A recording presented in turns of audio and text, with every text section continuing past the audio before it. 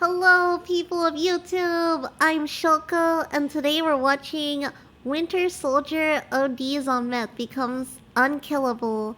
Aimo Koivunen, the vet electrician. Here we go. Military Special Forces guys doing meth while skiing. Did I get your attention? Today we're talking about Aimo Koivunen, the Finnish Special Forces soldier that took his entire unit's supply of crank and then proceeded to troll the Soviets and himself for 2 weeks about it. Before this video gets too far off the rails, we do have a sponsor, and that sponsor is We the People Holsters. They probably have the best quality to price ratio for any holster company on the market. Here's mine. It came with I the do clip watch and those the fancy too, gridline kydex, and it but costs it's $57, before I which is start like half of what at the very any other company beginning. is going to charge you. If you wanted to check them out, I'll have a link and a discount code down below. Let's get to this story. March 18th, 1944, Aimo and his friends, a small group of Special Forces Finnish soldiers, have just finished conducting a 3-day-long ski patrol and are returning back to base when they are ambushed by an entire platoon of Soviet soldiers. They have nowhere near enough men to fight back. They have to retreat and get away. In order to do so, they go off the beaten path and attempt to blaze their own trail through unpacked snow. Aimo, as fate would have it, would be the point man, having to do the majority of the work as far as beating down the unpacked snow goes. Now, they've been out skiing for 3 days straight. Everybody's exhausted, but the level of work that Aimo is having to dish out is almost unbearable, and he's unable to set a pace that is going to allow them to escape. And the Soviets are catching up. So Aimo decides to take the high road, reaches into his pocket, and pulls out a bottle, and inside of that bottle is all of his and his buddy's supply of Pervitin. Aimo had been given all of it because everybody knew that Aimo didn't care for taking Pervitin, and this meant that Aimo would keep it safe and nobody else would dip into it when they... Okay, so everybody else was trying to dip into their meth and get the drug, but then realize, oh, yeah, the guy that never takes it, we should rely on him. Oh no, you never put temptation near anyone, ever. Oh, worst idea ever. weren't Here we go. And if you don't know, Pervitin is the German miracle drug that came out in 1938, also known as meth. And just to be clear, this isn't like Jesse Pinkman cooking it in the back of a van putting chili powder in it. This is high-quality pharmaceutical-grade nose torque, okay? This is inhalable horsepower, and this man's about to take some.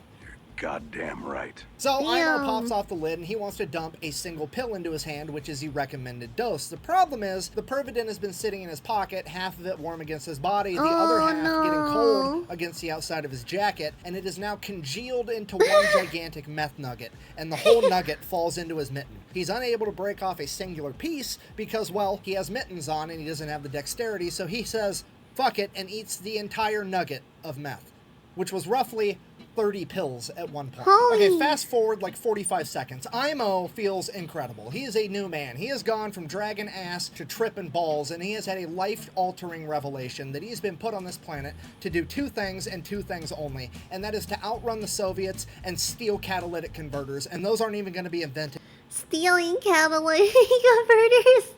Yeah. I wonder where he'd get one of those out there. Wait, so what did he do before that? Outrun the Soviets. Okay. And those aren't even going to be invented for like another 35 years. So guess what we're doing? We're outrunning these Soviets. This man begins blazing a path through unpacked snow quicker than anybody ever has, ever. And the Soviets are just watching these guys take off like a rocket, like...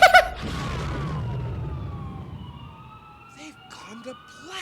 Over the course of the next hour, they managed to outrun the Soviets so bad that they just gave up. So they finally stopped, they regrouped, they wanted to see if anybody had been shot, they wanted to make sure everybody was doing okay before they carried on with their mission and journeyed back home. At that point, Aimo did not sit still. He is pacing, he's walking around, he's... Yo, he been using them and 30 pills in one go? Nah.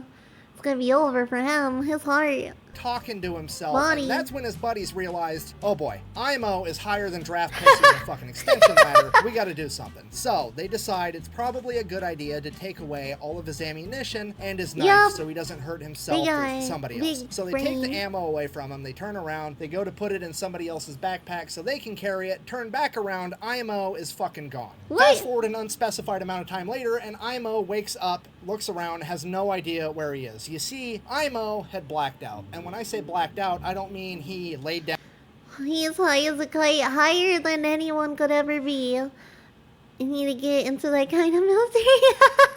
down and fell asleep. I mean, he proceeded to ski 62 miles in a random direction and then laid down and fell asleep. And he is now just waking up, realizing that he has no recollection of which direction he went or came from, and he has no idea where he is. At this point, a Soviet soldier hops out from behind a tree and begins shooting at Aimo. Aimo panics, gets to his feet, grabs his gun, lifts it, fires at the Soviet soldier, click, fuck. His friends had taken all of his ammunition. So he grabs his empty gun and throws it at the Soviet soldier. It hits him and he explodes into a pile of snow. Aimo, what the fuck? Looks up. Oh, it was just a tree branch covered in snow the whole time. He is now hallucinating. So not really knowing what else to do, he straps his skis back on and proceeds to ski around looking for his friends or anything, really.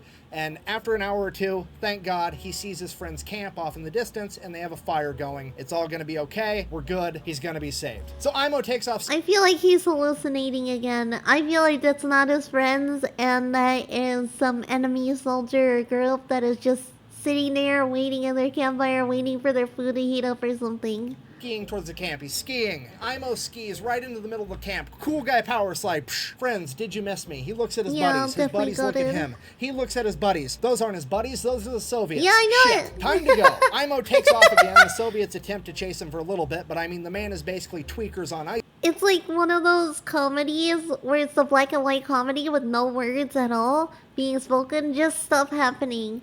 And it's just hilarious. I'm surprised he's still alive after all that meth, right?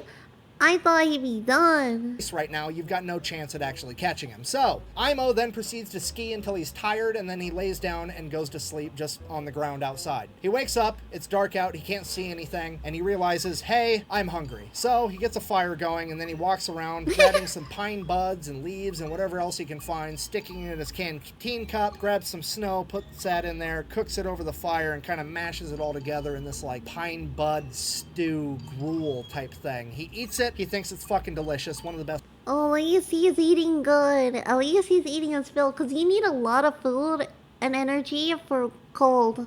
For the cold winter areas, anything that's like purely snow and cold, definitely gonna need a lot of that. Like Charlie Chaplin kind of old movies. Yeah, like that. Best meals he's ever had because, well, meth. Then he goes back to bed. Wakes back up, still full of energy. Decides that he's gonna go look for his buddies more. He skis around. Damn!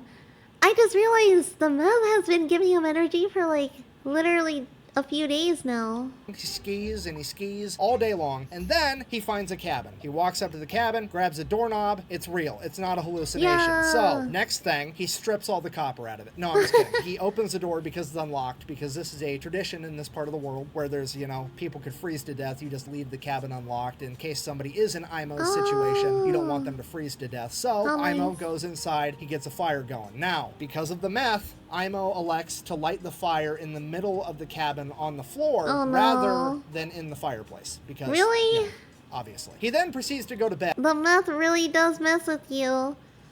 Thank you so much for the follow. And all throughout the night, the fire keeps getting hotter and hotter, so he keeps shimmying away from it and shimmying away from it over and over again. And then finally, his back hits a wall, and he wakes up and realizes that the entire cabin is on fire. So he's like, shit. So he gets up, goes outside the cabin, puts his back against the wall of the outside of the cabin, and then goes back to sleep. Are you kidding me?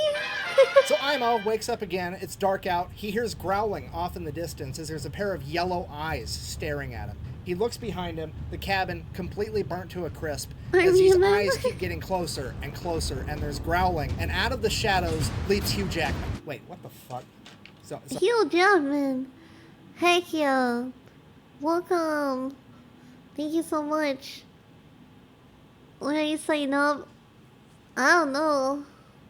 Alright, Wolverine, not the Wolverine. Same. Wolverine, still. I mean, it's better, but not a lot better, okay? This thing is 65 pounds of teeth, claws, fur, dangerous. And bad attitude. Yep. And this thing will absolutely kill Aimo if Aimo lets it. Aimo is now in a fight for his life, so he pulls out his knife and begins fighting a fucking Wolverine while tripping out on meth. He is kicking and punching and stabbing this Wolverine, and he finally gets on top of the Wolverine as he straddles it and plunges his knife into the Wolverine's chest as the life from the Wolverine leaves its body and it falls limp to the ground. At that point... Damn, that sounds like an epic battle with the Wolverine. I mean, Wolverines are pretty dangerous, though. I love them. They're so cute. It's just like those... What are they called? The devil ones? They eat all like the garbage and stuff like that. Point, Aimo remembers, wait Oh, Tasmanian devil. a minute, my friends took my knife. He looks at his knife. That's Oh not his no. knife. That's his compass, and now it's broke. Shit. I mean, also kind of cool though, because he just killed a wolverine with a compass. He looks down at the dead Damn. wolverine. He's sitting on top of a log. He had hallucinated the entire thing again. Meth. So Aimo gets up off the log that he just killed, looking around, not knowing what to do. In the darkness of night, he sees a fire off in the distance. So he straps on his skis and starts making his way towards that fire. And he's skiing, and he's skiing, and he's skiing all night long. And he's going, and this fucking... Bro, Aimo took 16 pills of meth, fought the Soviets, showed the Soviets what a bear. He's a go for real. fire is not getting any closer. It's almost like it's running from him, and he keeps going towards it and towards it longer and longer. And finally, dawn breaks, and Aimo realizes that he's been chasing the North Star, thinking it was a fire for like the last 8 hours. Because meth. So now it's morning. Aimo still has no idea where he's going, so it's like, well, better find some copper. I mean, my friends. He's got to find his friends, so he just starts skiing around looking for any signs of human life at this point. And he's skiing, and he's skiing, and he's going, and he's going. And he finally comes across this abandoned German forward observational base, and he starts making his way towards it. The problem with this was, whenever the Germans abandoned something in World War II, they usually booby-trapped it, and that's what happened here because Aimo skis over a landmine, blowing up his foot, throwing him to the ground, and Aimo's like, that's it, I'm dead for sure, there's no way I'm making it out of this. And he just lays there.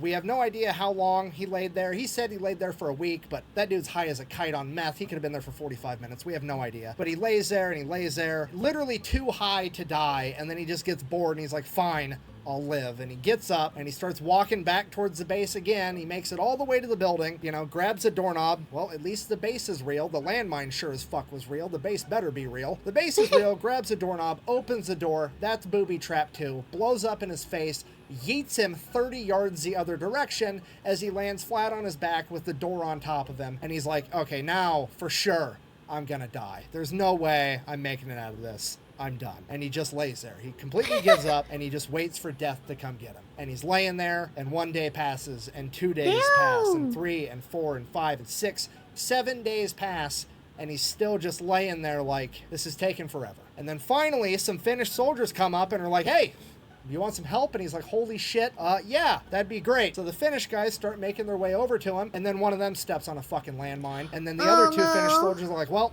we can only save one of you, and we're going to save the guy that we came with. If we get this guy saved, we'll let him know to come back and save you later. Peace, goodbye. And just left him laying there again. So he thinks to himself, maybe if I can survive a couple more days, I might actually make it out of this. So he starts trying. He gets a little fire going next to him. He starts melting snow in his canteen cup to drink water to hydrate. A Siberian jay at some point lands next to him, and he takes a ski pole and smacks it to death, pulls the Siberian jay over to him, grabs it, and just Ozzy Osbourne. Oh, for real though, if the Grim Reaper said nah to Aimo, you know for sure he goated. This bird raw, just eats the whole thing, trying to get any amount of calories inside of him. And then after 3 more days, they come back and they save Aimo, and he completely blacks out.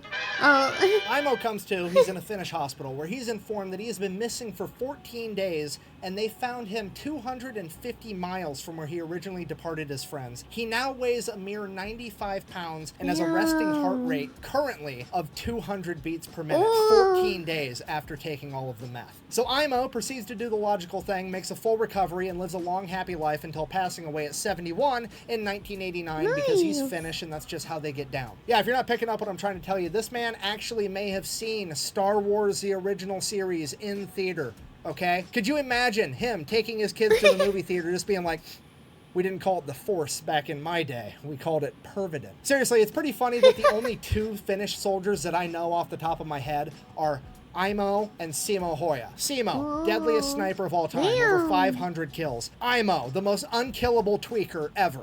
Don't worry, the story keeps going. Meth. Aimo's son was interviewed about his dad, to which he said that his dad never really talked much about his time in service, but there was one point later in Aimo's life when he decided to write in to a local newspaper that was having a competition for who had the best, craziest military story ever. And he wrote his story down, mailed it in, and he was informed, congratulations, you've got second. How the fuck did this guy get second place? Oh, for real? Who got first place? How did he get second? He should have gotten first. Whoever got first place, I swear they didn't deserve it. It's rigged.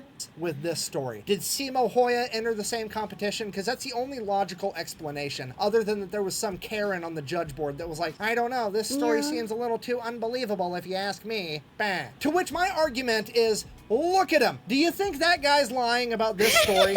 Do you really? Because homeboy looks like he's about to hit a T intersection and go straight, okay? That's not hair product. He just moves that fucking fast now. There's no way he's lying about this story, and I'm legitimately mad he didn't win this fucking competition for some reason. Okay, this story is getting out of hand. We need to end this video. I guess, in conclusion, it's important to bear in mind with how incredible this story is that Aimo is the exception and not the example. Yeah. You should not do drugs because they are in fact bad for you, okay? Don't do drugs. Also, don't fight the Finnish in winter in Finland where they have home field advantage. It's just a bad time. Anyways, thank you for watching. Best way to support the channel is go buy some merch at thefatelectrician.com. Quack bang, out. So, Aimo decides to take the... You know, I like the fact that all of them just use freaking reindeer and slay, how do you say it? You know, the shoe slaying thing. Because that's all I see is so cool, though. I hope you guys enjoyed the video as much as I did. Like, comment, share, subscribe, and we'll see each other next time. Bye-bye.